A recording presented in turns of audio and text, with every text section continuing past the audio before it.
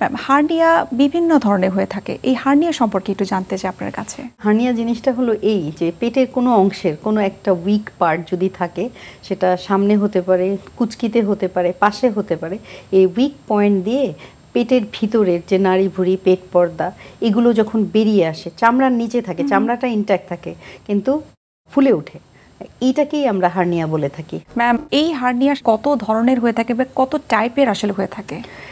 আসলে বাইরের হার্নিয়া অনেক অনেক ধরনের হয়, ভিতরে কিছু, শরীরের ভিতরে কিছু হার্নিয়েশন হয়।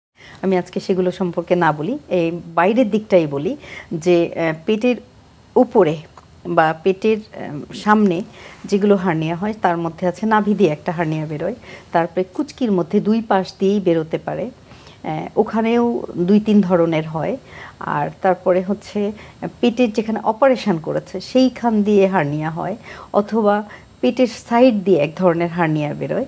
তো এই পজিশন অনুসারে আবার মধ্য লাইন, পেটের মধ্যে যে একদম মধ্যবর্তী অংশ আছে, সেই কোনো অপারেশন ছাড়াও সেদিক দিয়ে হার্নিয়া বেরোয় আসে।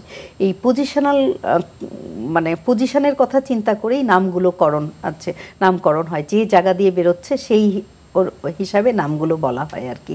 আচ্ছা, অনেকগুলো টাইপের আছে।